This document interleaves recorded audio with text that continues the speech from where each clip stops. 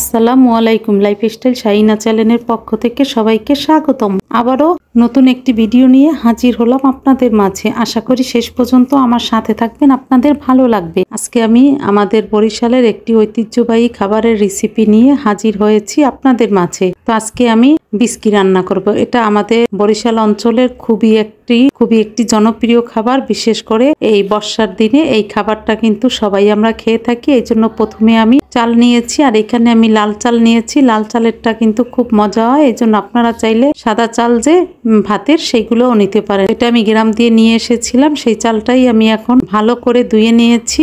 আর ধুয়ে এখন আমি একটা চালনিতে চেলে রেখেছিলাম, আর এখন একটু আমি তার মধ্যে লবণ মিশিয়ে নিয়েছি। যে যদিও ভুলে আমি আগে লবণটা মিশিয়ে নিয়েছিলাম, ধোয়ার পরে কিন্তু লবণটা চলে গেছে, এই জন্য আবার আমি লবণটা পরিমাণ মতো একটু লবণ নিয়ে মিশিয়ে নিয়েছি। তারপর চালটা আমি সম্পূর্ণ ভেজে নিচ্ছি। ভেজে আমি পানির মধ্যে ডুবিয়ে রেখেছিলাম প্রায় ঘন্টা খানেকের মতো। তারপরে আবার আমি সেই ভাজা চালটা সুন্দর করে পরিষ্কার মতো ধুয়ে নিয়েছি। এখন আমি একটি কড়াইয়ে তেজপাতা, গরম মশলা আর আখের গুড় দিয়েছি। পরিমাণ মতো একটু পানি দিয়ে আখের গুড়টা যখন একেবারেই গলে গেছে, আখের গুড়টা যখন একেবারে একটু পানি দিয়ে দিয়েছি যাতে নিচে পোড়া না লাগে। আখের গুড়টা যখন একেবারেই গলে গেছে, তখন আমি এর মধ্যে দিয়েছি সেই ভেজে রাখা চাল, যে ধুয়ে রেখেছিলাম সেই চাল ভাজা দিয়ে দিচ্ছি। বরাবরের মতো আবার একটা অনুরোধ করে নিই, আমার ভিডিওটি যদি একটু ভালো লেগে থাকে তাহলে বেশি বেশি লাইক, কমেন্ট, শেয়ার করুন। আমার চ্যানেলটি সাবস্ক্রাইব করে আমার পাশে থাকুন। চাইলে ফেসবুকে আমার পেজটি ফলো দিতে পারেন। চাল ভাজা দিয়ে ভালোভাবে একটু নেড়ে আমি দিয়ে দিয়েছি তার মধ্যে নারকেল কোড়া। নারকেল কোড়া ছাড়া তো বিস্কির কোনো মজাই হয় না।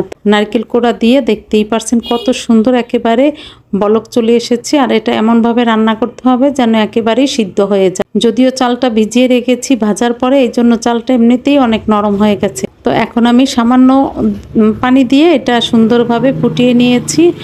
আর যখন একেবারেই পানিটা কমে আসবে, তখন আমি এর মধ্যে দিয়ে দিয়েছি গুঁড়ো দুধ। গুঁড়ো দুধ দিলে কিন্তু এটা মজা, স্বাদ অনেক গুণ বেড়ে যায়। তো গুঁড়ো দুধ দিয়ে আবার আমি ভালোভাবে নেড়ে দিয়েছি, ভালো করে মিশিয়ে নিচ্ছি। এখানে আপনারা চাইলে আমি যে পানি ব্যবহার করেছি ওইখানে কিন্তু আপনারা লিকুইড দুধটাও ব্যবহার করতে পারেন, তাহলে আর গুঁড়ো দুধের দরকার হবে না।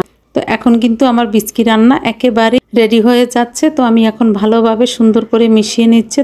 তো বিস্কি রান্না কিন্তু একেবারেই হয়ে গেছে। এখন আমি পরিবেশনের জন্য ছোট একটা বাটি নিয়েছি, আর সেটার মধ্যে বাটি নিয়ে এখন আমি অল্প নিয়েছি এখানে। যদিও আমি রান্না করেছিলাম কিন্তু বেশি, সম্পূর্ণটা আমি পরিবেশনের জন্য ঢালিনি, অল্প একটু নিয়েছি। আর এখানে আমি নারকেল দিয়ে এরকম চাকচাক করে নিয়েছি, এটা শুধু দেখার সৌন্দর্যের জন্য। আর এই রকম নারকেল, যদিও আমি নারকেল ভিতরেই ব্যবহার করেছি, এটা দেখার সৌন্দর্যের জন্য দিচ্ছি। আর এইরকম চাকচাক করা নারকেল দিলে কিন্তু খেতেও কিন্তু অনেক মজা হয় এই আমাদের বরিশালের এই ঐতিহ্যবাহী বিস্কি রান্নাটা। তো অনেকে মনে করতে পারেন যে এটা তো চাল ভাজা রান্না করছে, এটার আবার কি স্বাদ, কিন্তু এটা অনেকেই কিন্তু পছন্দ করে। বিশেষ করে আমাদের বরিশালের মানুষের খুবই জনপ্রিয় একটা খাবার এই। তো আপনারা যারা অন্য অন্য অঞ্চলের আছেন তারা হয়তো বা কখনো খাননি, তবে এইরকম একবার খেয়ে দেখেন, অসম্ভব মজাদার এই নাস্তা বলেন বা যাই বলেন না কেন, এই বিস্কি রান্না। তো এই বর্ষার দিনে এরকম বিস্কি কিন্তু অসাধারণ লাগে। আর চাল ভাজা তো সবাই পছন্দ করে। এইভাবে চাল ভাজাকে ভিন্ন পদ্ধতিতে রান্না করে খেয়ে দেখেন, তখনই বুঝবেন বরিশালের মানুষের এই ঐতিহ্যবাহী বিস্কিটা কত মজাদার। তো আমি ডেকোরেশন করার জন্য নারকেল এরকম কুচি কুচি করে নিয়েছি। আপনারা চাইলে এটা বাদ দিবেন, তবে এরকম কুচি নারকেল দিয়ে খেতেও কিন্তু বিস্কি অনেক মজা লাগে।